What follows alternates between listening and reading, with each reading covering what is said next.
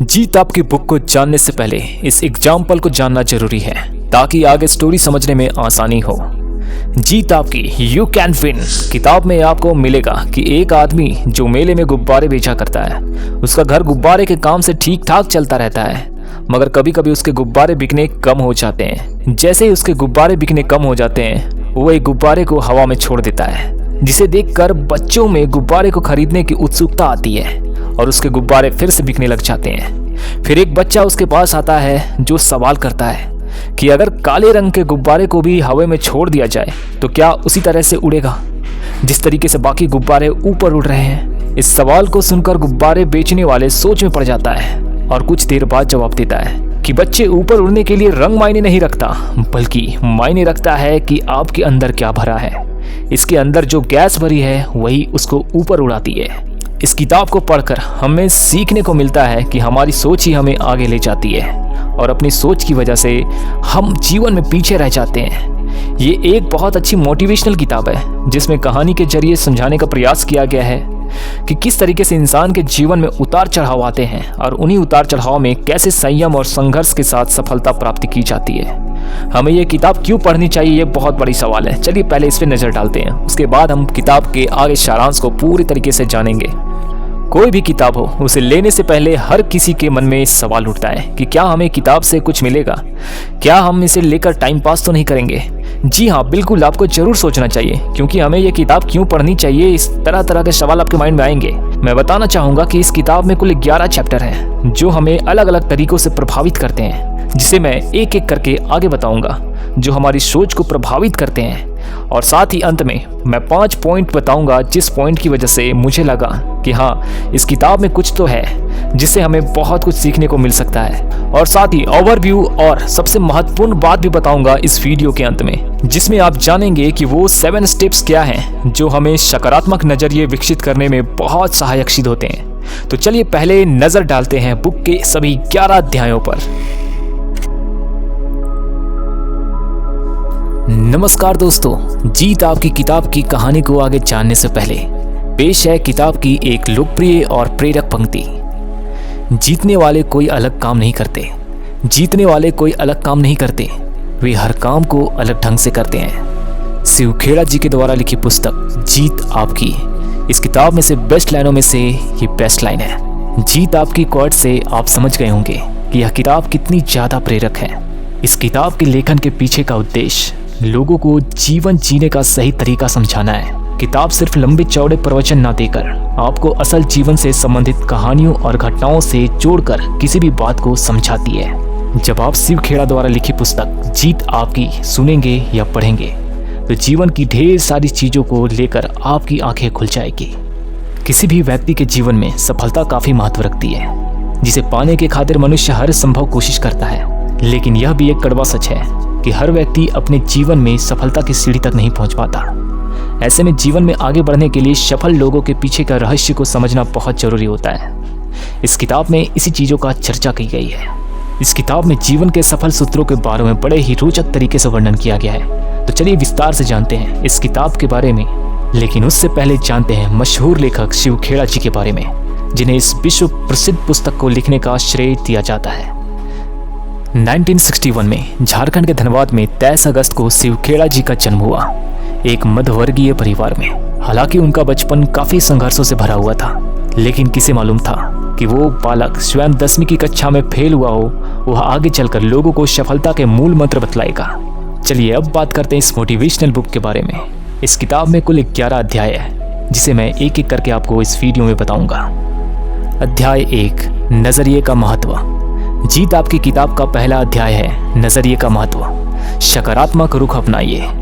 इस अध्याय के नाम से ही आपको पता चल गया होगा कि इसमें व्यक्ति को जीवन के हर पड़ाव पर सकारात्मक रुख अपनाने की सलाह दी जाती है। शिव खेड़ा जी कहते हैं कि हमारी शख्सियत हमारे नजरिए का ही परिणाम होती है। इंसान अगर चाहे तो जीवन के नजरिए को बदलकर अपनी पूरी जिंदगी बदल सकता है। इस चैप्टर के पहले ही पन्ने पर हार्वर्ड यूनिवर्सिटी द्वारा दिए गए स्टडी का भी जिक्र है, जिसमें पाया गया है कि 85% मौक़ों पर एक व्यक्ति को नौकरी या तरक्की उनके नज़रियों की वजह से मिलती है।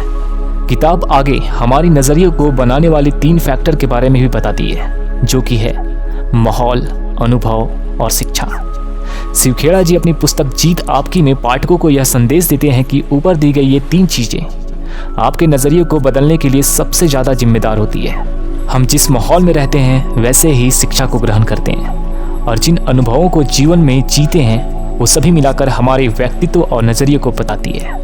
जीत आपकी किताब में आगे सकारात्मक नजरियों के फायदों के बारे में भी विस्तार से बताया गया है, जिसमें जिंदगी का आनंद बढ़ाना, खुशमिजाज होना, सफल होना, उपलब्धता को बढ़ाना जैसे ढेरों सारे चीज़ों का वर्णन किया गया है। अंत में शिवखेड़ा जी यह भी कहते हैं कि ज़्यादातर लोग अपने नकारात्मक नज़रिए से वाकिफ़ होने के बावजूद उन्हें इसलिए नहीं बदलते हैं क्योंकि उन्हें वैसे ही रहने की आदत पड़ चुकी होती है। चलिए अब समझते हैं अध्याय 2, सकारात्मक नज़रिया कैसे विकसित करें। जीत आपकी किताब का दूसरा अध्याय आपको सिखाता है कि आप कैसे सकारात्मक नज़रिए को विकसित कर सकते हैं। इसमें पहला कदम अच्छा खोजने और अपनी सोच को बदलने को बताया गया है। हम में से ज़्यादातर लोग नकारात्मक पहलुओं पर ज़्यादा ध्यान देते हैं और अपने मस्तिष्क को दूषित कर लेते हैं। बेहतर यही होगा कि हम सब सिर्फ अच्छी चीज़ों को तलाश करें और अच्छा सोचें। एक सकारात्मक नज़रिया अपनाने के लिए अन्य कदम उठाने के लिए भी कहा गया है। चलिए समझते हैं। हर काम फौरन करने की आदत डालो। एहसान मानने का नज़रिया बनाएं। लगातार ज्ञान हासिल करने की खोज में रहें। अच्छे स्वाभिमान का निर्माण कीजिए। नकारात्मक असर से बचें। जरूरी कामों को पसंद करने की आदत डालें। अपने दिन की शुरुआत किसी अच्छे काम से करें। इस अध्याय में ऊपर दिए गए तरीकों को विस्तार पूर्वक समझाया गया है ताकि हमारा जीवन जीने और चीज़ों को देखने का नज़रिया सकारात्मक बन सके। चलिए अब समझते हैं अध्याय 3। अध्याय 3, सफलता, जीत हासिल करने के तरीके। इसमें उन्होंने सफल होने के अचूक तरीके बताए हैं जिन्हें अपनाकर एक इंसान सफल हो सकता है। अध्याय में शिवखेड़ा जी ने सफलता क्या है, हम सफलता को कैसे परिभाषित करना चाहते हैं, सफलता की राह में आने वाली बाधाएं, हम सफलता को कैसे मापते हैं, इत्यादि प्रश्नों को बड़े ही रोचक ढंग से उत्तर दिया गया है। अगर आप इन सभी प्रश्नों के उत्तर पा लेते हैं तो आप सफलता के और करीब हो सकते हैं। इसमें चर्चित सभी प्रश्न हमें सफल होने की राह दिखाते हैं, जिनमें से कुछ बात मैं करना चाहूँगा। उन्होंने इंसान को कामयाब बनाने वाली खूबियों का भी वर्णन किया है, जो कि इस प्रकार है: इच्छा, वचनबद्धता, जिम्मेदारी, कड़ी मेहनत, चरित्र, सकारात्मक सोच, जितना पाते हैं उससे अधिक दे, दृढ़ता की शक्ति, अपने काम में गर्व महसूस करें, शिष्य बनने की इच्छा रखिए और कोई सलाहकार ढूंढिए। शिवखेड़ा जी कहते हैं कि तमाम बताई गई सभी खूबियाँ हर इंसान में कामोवेश मौजूद होती है, बस ज़रूरत है पहचानने की। अध्याय 4, हमें कौन सी चीज़ें पीछे धकेल रही है। जीत आपकी किताब का अगला अध्याय है, हमें कौन सी चीज़ पीछे धकेल रही है। इस वाजिब प्रश्न का उत्तर देते हुए उन्होंने 20 कारणों को बताया है। इसमें खतरे उठाने से बचना, लगातार कोशिश की कमी करना, प्राथमिकताएं तय न करना, शॉर्टकट की तलाश करना इत्यादि बिंदुओं पर बात की गई है। उन्होंने एक रोचक कहानी भी जिक्र किया है, जो कि है खतरे उठाने से बचने की वजह से असफलता की प्राप्ति होना। एक बार किसी ने एक इंसान से पूछा, क्या तुमने इस मौसम में गेहूं की फसल बोई है? किसान ने जवाब दिया, नहीं, मुझे बारिश ना होने का अंदेशा है। इस आदमी ने पूछा, क्या तुमने मक्के की फसल बोई? किसान ने जवाब दिया, नहीं, मुझे डर था कि कीड़े मकोड़े इस फसल को खा ना लें। तब उस आदमी ने पूछा, आखिरकार तुमने बोया क्या है? किसान ने जवाब दिया, कुछ नहीं, मैं कोई खतरा नहीं उठाना चाहता था। ऐसे ही रोचक और प्रेरणादायक कहानियों से यह किताब भरी हुई है, जिसे आपको पढ़ना अवश्य चाहिए। फिर भी मैं सारे पॉइंट्स को एक एक करके मैं बता रहा हूँ और अंत में आपको मुख्य बिंदु भी बताऊँगा, जो कि पूरे किताब का निचोड़ होने वाला है। तो इसी तरीके से चलिए अगले पॉइंट पे बढ़ते हैं। अध्याय 5, प्रेरणा। जीत आपकी किताब के अध्याय की शुरुआत में ही उन्होंने अब्राहम लिंकन जी को कोट किया है, इंतज़ार करने वाले को अच्छी चीज़ें मिलती तो हैं, पर केवल ऐसी चीज़ें ही मिलती है जिसे कोशिश करने वाले छोड़ देते हैं। इस अध्याय के माध्यम से शिवखेड़ा जी ने संदेश देना चाहा है कि जीवन में सफल होने के लिए हमें प्रेरणा की ज़रूरत होती है, परंतु यह प्रेरणा हमारी बाहरी नहीं बल्कि आंतरिक होनी चाहिए। मोटिवेशनल स्पीकर या कोई अन्य घटना भी इंसान को मोटिवेट यानी अंतः प्रेरणा देती है, ना कि इंस्पिरेशनल प्रेरणा। इन दोनों के बीच के अंतर को भी अध्याय में अच्छे से समझाया गया है। उनका कहना है कि सबसे बड़ी प्रेरणा कुछ भी हो सकती है, जैसे पैसा, मान्यता, जीवन में सुधार, हम जिनसे प्यार करते हैं उनसे स्वीकृति इत्यादि। इसके साथ ही दो प्रकार की प्रेरणा का भी जिक्र किया गया है, जो कि है आंतरिक और बाहरी। जहां बाहरी प्रेरणा कुछ मायनों में फायदेमंद है तो वही ढेर सारे मायनों में नुकसानदेह भी। तो वही आंतरिक प्रेरणा के फायदे ही फायदे हैं। शिवखेड़ा जी कहते हैं कि आंतरिक प्रेरणा टिकाऊ होती है क्योंकि यह इंसान के अंदर ही जन्म लेती है और आत्म प्रेरणा का रूप लेती है। अध्याय 6 आत्मसम्मान। जीत आपकी किताब के इस अध्याय में शिवखेड़ा जी कहते हैं कि आत्मसम्मान खुद अपने बारे में हमारी सोच है। अगर इंसान का अपने प्रति उच्च दर्जा का आत्मसम्मान है तो उनकी जिंदगी खुशहाल है, संतुष्ट और मकसदवादों से भरी पड़ी है। तो वही आत्मसम्मान ना होना या निचले दर्जे का आत्मसम्मान होने से इंसान दुखी, असंतुष्ट और मंजिल से भटक जाता है। ऊंचे दर्जे का आत्मसम्मान जहां हमारे मन में दृढ़ विश्वास पैदा करता है और हमारा नजरिया आशावादी बनाता है, तो वही घटिया दर्जे का आत्मविश्वास हमें भाग्यवादी, ईर्ष्यालु, नकारात्मक और आत्मकेंद्रित बनाता है। इस अध्याय में आगे संवेदनशीलता और तुनुक मिजाजी के बीच के अंतर को भी स्पष्ट किया गया है। शिवखेड़ा जी ने तुनुक मिजाजी लोगों से दूर रहने की सलाह दी है क्योंकि उनमें आत्मविश्वास की कमी होता है और वे अनिश्चय के शिकार हो जाते हैं।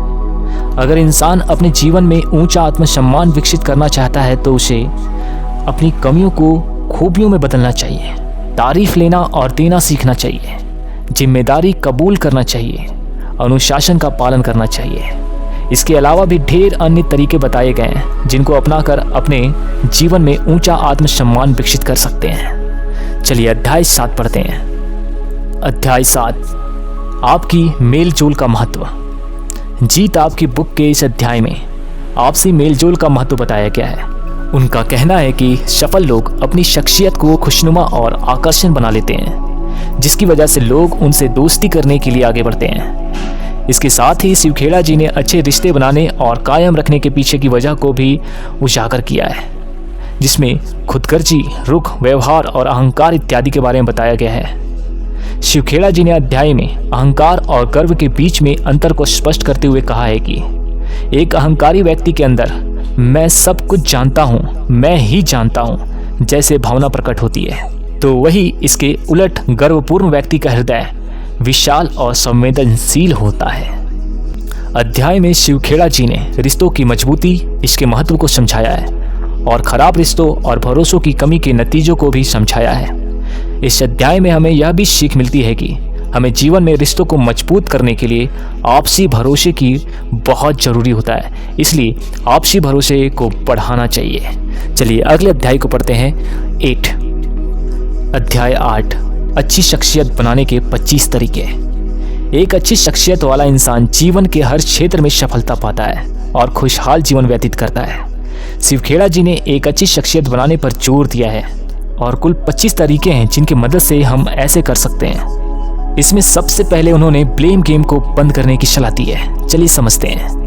हम जीवन की हर परिस्थितियों के लिए दूसरों को दोष देते आते हैं। कभी हम व्यक्तियों को दोष देते हैं तो कभी परिस्थितियों को, परंतु हम अपनी जवाबदेही तय करने से बचते हैं, जिसकी वजह से हम एक अच्छा शख्स बनने से चूक जाते हैं। इसके अलावा हमें दूसरों की परवाह करनी चाहिए और शिष्टता से पेश आना चाहिए। हम जैसे दूसरों के साथ व्यवहार करते हैं वैसा ही व्यवहार पाते भी हैं। एक अच्छी व्यक्तित्व का निर्माण करने के लिए सबकी जीत के बारे में सोचना चाहिए। अपने शब्दों को सावधानी से चुनना चाहिए। आलोचना और शिकायत नहीं करना चाहिए। दूसरों के व्यवहार का सही अर्थ निकालना चाहिए। ऐसे ही अन्य कदम के बारे में उन्होंने जीत आपकी किताब के अध्याय 8 में जिक्र किया है। चलिए अब अध्याय 9 को पढ़ते हैं और मैं बताना चाहूँगा दोस्तों, इस वीडियो के अंत में जानेंगे इस किताब के पूरे सारांश को, जो हमने जाना है और क्या क्या हमें माइंड में रखना जरूरी है। चलिए अब अध्याय 9 की बात करते हैं। और चेतन मन और आदतें। जीत आपकी किताब के इस अध्याय में व्यक्ति के अवचेतन मन और आदतें पर फोकस किया गया है। हमारी रोजमर्रा की आदतें ही हमें या तो सफल बनाती है या सफल होने से रोकती है। इसलिए हमें अपनी आदतों को सुधार करना चाहिए। हमारा ज़्यादातर व्यवहार आदतन होता है, इसलिए अगर हम अपनी आदतों को सुधारते हैं तो हमारा औरों के साथ व्यवहार अपने आप बेहतर हो जाएगा। जिस काम को हम बार बार करते हैं वही हमारी आदत में शुमार हो जाती है। अगर हम बेईमानी करते हैं तो हम बेईमान बनते हैं, और अगर हम साहस भरा व्यवहार करते हैं तो हम साहसी बनते हैं। इसलिए आप अपने व्यवहार में बदलाव करके अपनी आदतों में बड़ा बदलाव कर सकते हैं। इस पार्ट में द जीगो प्रिंसिपल की भी बात की गई है। GIGO प्रिंसिपल अर्थात उनके कहने का अर्थ है गलत अंदर डालिए गलत बाहर आएगा, सही डालिए सही बाहर आएगा, और अच्छा डालिए अच्छा बाहर आएगा। इसके माध्यम से कहा गया है कि हम जितना और जैसे अपने अवचेतन मन को देते हैं वह उसे स्वीकार करता है और फिर वही हमारे व्यवहार का हिस्सा बन जाता है। हमारे चेतन मन के पास सोचने की शक्ति होती है, इसलिए वह स्वीकार और अस्वीकार दोनों कर सकता है, परंतु हमारा अवचेतन मन सिर्फ अस्वीकार ही करता है। इसलिए हमें अपने अवचेतन मन अर्थात सबकॉन्शियस माइंड को लेकर ज़्यादा सावधानी बरतनी चाहिए। इस टॉपिक पे मैंने ऑलरेडी वीडियो बना रखा है, आप चाहें तो डिटेल्स में देख सकते हैं सिर्फ 10 मिनट में। अध्याय 10 लक्ष्य बनाएं। जीत आपकी किताब का 10वां अध्याय मनुष्य को लक्ष्य बनाने को सीख देती है। हम सभी को अपने जीवन में एक लक्ष्य बनाकर चलना चाहिए। एक लक्ष्यहीन व्यक्ति जीवन में कुछ भी नहीं कर सकता, एक अंधेरे में तीर मारने जैसा है। शिव खेड़ा जी कहते हैं कि कई लोगों को पता ही नहीं होता है कि वो जीवन में क्या हासिल करना चाहते हैं और वे सिर्फ चलते जाते हैं। इस तरह वे कहीं भी नहीं पहुंच पाते। हमें अपने लक्ष्यों को सपने या इच्छा समझने की भूल नहीं करनी चाहिए। शिव खेड़ा जी कहते हैं कि सपने और इच्छाएं सिर्फ चाहत है। लोग अपने जीवन का लक्ष्य इसलिए नहीं बना पाते हैं क्योंकि वे निराशावादी हैं, टालम टोल करने वाले इंसान हैं, असफलता से डरने वाले व्यक्ति होते हैं। साथ ही शिव खेड़ा जी कहते हैं लक्ष्य तो हमेशा स्मार्ट होना चाहिए, अर्थात स्पष्ट होना चाहिए, मापा जा सकने वाला होना चाहिए, हासिल करने के काबिल होना चाहिए, वास्तविक होना चाहिए, समयबद्ध होना चाहिए। इसका मतलब ये नहीं है कि इंसान को किसी भी प्रकार के लक्ष्य को बना लेना चाहिए। लक्ष्य वैसे ही होना चाहिए जो नैतिक मूल्यों के साथ तालमेल बिठा सके। जीत आपकी किताब के इस अध्याय को मुख्य मकसद लोगों को एक वास्तविक और स्पष्ट लक्ष्यों से साधन करना है और उन्हें जुड़ना है। अध्याय 11 नैतिक मूल्य और दूर अंदेशी। आज के समय में अगर जीवन से कुछ गायब हो रहा है तो वो है नैतिक मूल्य। हम जीवन में किसी भी प्रकार से बस सफल होना चाहते हैं, परंतु अगर हम नैतिक मूल्यों को अनदेखा करके सफल होते हैं तो वह सच्चे मायने में सफलता नहीं है। हमारे हिंदू धर्म में एक मान्यता है कि जब इंसान इस दुनिया से जाता है तो वे मरते नहीं हैं, बल्कि उनका नाम अच्छे कर्मों की वजह से सदा अमर रहता है। इसलिए हमें अपने जीवन में उन कार्यों को करना चाहिए जिससे कि हमारा यशगान हो। शिव खेड़ा जी ने इसी संदर्भ में एक कहानी का भी उल्लेख किया है जो कि इस प्रकार है, क्या आपका जीवन बचाने लायक है? ये एक टाइटल है। चलिए इस पर हम लोग स्पष्ट रूप से समझते हैं। एक आदमी नदी में डूब रहा था, वह मदद के लिए चिल्लाया। एक आदमी जो उधर से गुजर रहा था नदी में कूद पड़ा और उसने लड़के को बचा लिया। जब वह आदमी जाने लगा तो बच्चे ने कहा धन्यवाद। उस आदमी ने पूछा किस लिए? लड़के ने जवाब दिया मेरी जिंदगी बचाने के लिए। उस आदमी ने लड़के के आंखों में देखा और कहा बेटा जब तुम बड़े हो जाओ तो इस बात को साबित करना कि तुम्हारी जिंदगी बचाने लायक थी।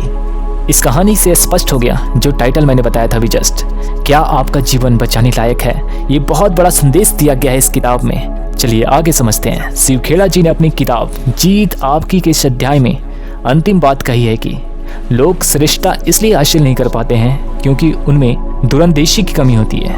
हमें अपनी नज़र मुमकिन कामों से भी आगे ले जाती है। हमें अपने जीवन में एक लक्ष्य बनाना चाहिए, नैतिक मूल्यों को अपनाना चाहिए और सफल होने के लिए जरूरी भी सभी कदम उठाने चाहिए। चलिए अब बात करते हैं जीत आपकी बुक के मुख्य क्वार्ट्स की, जो कि इस प्रकार है। जब हमारा नज़रिया सही होता है तो हमें महसूस होता है कि हम हीरो से भरी जमीन पर चल रहे हैं। मौके हमेशा हमारे पांव तले दबे हुए हैं। हमें उनकी तलाश में कहीं जाने की ज़रूरत नहीं है, हमें केवल उन्हें पहचान लेना चाहिए। सेकेंड पॉइंट, जिन देशों की सरकारें और राजनीतिक माहौल में ईमानदारी होती है वहाँ के लोग भी आमतौर पर ईमानदार, कानून का पालन करने वाला और मददगार होता है। उनका उलट भी इतना ही सही है। अगला कोट्स जानते हैं। हम उन चीज़ों की ओर आकर्षित नहीं होते हैं जिन्हें चाहते हैं, बल्कि उन चीज़ों की ओर आकर्षित होते हैं जो हमारी जैसी होती है। एक और कोट्स की मैं बात करता हूँ। प्रेरणा की सबसे बड़ी दुश्मन है आत्मसंतुष्टि। आत्मसंतुष्टि व्यक्ति कोशिश नहीं करता। आत्मसंतुष्टि लोग विकास भी नहीं कर पाते क्योंकि उन्हें ज़िंदगी की ज़रूरतों का एहसास ही नहीं हो पाता है। चलिए अब बात करते हैं इस किताब के महत्वपूर्ण बिंदुओं के बारे में, जो कि अब तक हम लोगों ने जाना है, पढ़ा है, सुना है, जो कि बहुत इंपॉर्टेंट होने वाला है। चलिए अब हम लोग समझते हैं फर्स्ट पॉइंट, जो कि इस किताब से हम लोगों ने जाना है। मुझे भरोसा है कि जीत हासिल करने वाले लोगों के मन में भी टालमटोली का ख्याल जरूर आता होगा, लेकिन खुशी इस बात की है कि उन्होंने कभी इसे खुद पर हावी नहीं होने दिया होगा। सेकेंड पॉइंट, खुद को बेहतर बनाने में इतना वक्त लग जाए कि दूसरों की आलोचना करने का वक्त ही ना मिले। जब मैं किसी काम से थक जाया करता था और रुक जाया करता था, तो मैं यह जानने की कोशिश करता था कि मेरा प्रतिद्वंदी क्या कर रहा होगा, और मैं जब सोचता था कि वह तो कड़ी मेहनत कर रहा होगा, तो मैं भी पुरुषार्थ में लग जाता था और वह सोचता था कि आराम कर रहा होगा। चलिए अगले पॉइंट को समझते हैं। जब हम अपनी हदों और सीमाओं को नहीं जानते तो हम बड़े और ऊंचे काम करके खुद को आश्चर्य में डाल लेते हैं। अब पीछे मुड़कर देखते हैं तो हैरानी होती है कि मेरी कोई सीमा नहीं थी, इसलिए खुद को कभी किसी बंधन में नहीं बांधना चाहिए। चलिए अगले पॉइंट को समझते हैं। कुछ लोग बार बार यह दलीलें देते हैं कि मैं जब चाहूँ इन बुराइयों को छोड़ सकता हूँ, पर वे यह बात महसूस नहीं कर पाते कि इच्छा शक्ति के मुकाबले बुरे असर ज़्यादा प्रभावी होते हैं। अगले पॉइंट की बात करता हूँ। अगर लोगों को यह मालूम चल जाए कि इस सफलता को प्राप्त करने में मुझे कितना श्रम करना पड़ा है, तो उन्हें मेरा कर्म कभी भी आश्चर्यजनक नहीं लगेगा। ये भी बात सच है। चलिए अगले पॉइंट की बात करता हूँ। बहस एक ऐसी चीज़ है जिसे जीता नहीं जा सकता, और अगर हम जीतते हैं तो भी हारेंगे, और अगर हारते हैं तो भी हारेंगे। चलिए अगले पॉइंट की बात करते हैं। दुनिया की सबसे अच्छी और सबसे सुंदर चीज़ों को ना तो देखा और ना ही छुआ ही जा सकता है, उन्हें तो दिल से महसूस किया जाना चाहिए। अगले पॉइंट और लास्ट पॉइंट, अगर आप खुद के मान सम्मान को अधिक महत्व देते हैं तो आपको गुणवान लोगों की रंगति में रहना चाहिए, और यदि खराब लोगों की संगति हो तो उससे अच्छा होगा आप अकेले रहें। तो दोस्तों, इस तरह से यू कैन विन अर्थात जीत आपकी किताब की समरी मैंने आपके सामने प्रस्तुत की है, जो कि लाइफ में बहुत आगे ले जाने के लिए बहुत ही कारगर साबित होगा।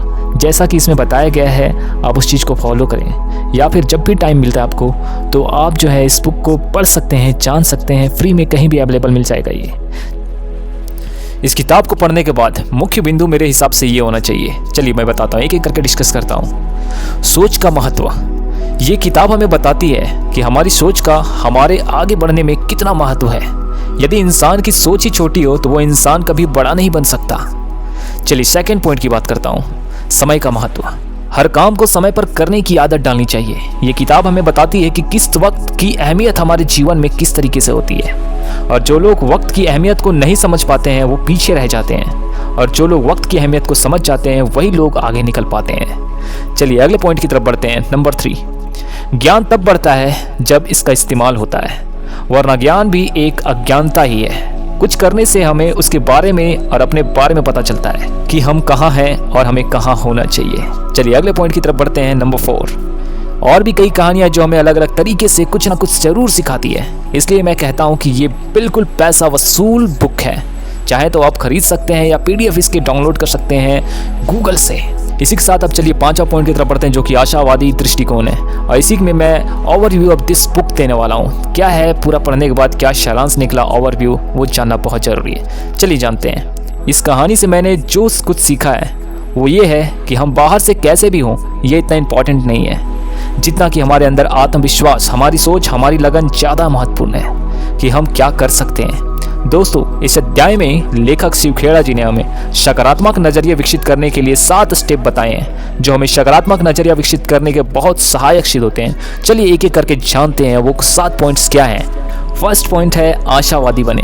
दोस्तों, कोई भी व्यक्ति आशावादी कैसे बन सकता है, चलिए इस पॉइंट पे बात करते हैं। आप इतने मजबूत बनिए कि आपके मन की शांति को कोई भंग ना कर सके। हर मिलने वाले आदमी से सेहत, खुशी और समृद्धि के बारे में बात करें।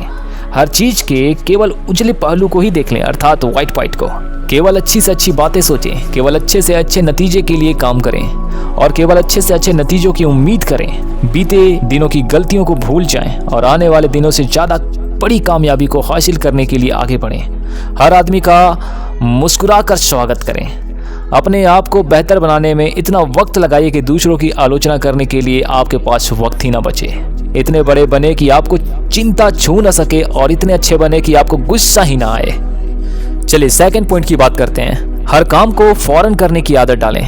दोस्तों, आप जिस भी काम को करना चाहते हैं उस काम को फौरन करने की आदत डालिए, क्योंकि कोई भी काम पूरा होने पर खुशहाली आती है और काम को टालने पर हमारा नज़रिया नकारात्मक सा हो जाता है और वो हमारी हिम्मत को वैसे ही खत्म कर देती है। इसलिए अगर आप सकारात्मक नज़रिया विकसित करने से उसको कायम रखते हैं तो आपको अपनी टालम टोल करने की आदत को छोड़ना होगा और अपने हर काम को फौरन करने की आदत को अपने अंदर डालना होगा।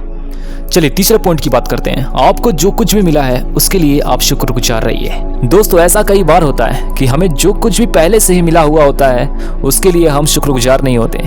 दोस्तों, हमें ऐसा कभी नहीं करना चाहिए, क्योंकि हमारे पास बहुत सारी ऐसी चीज़ें होती है जो बाकी अन्य लोगों के पास नहीं होती।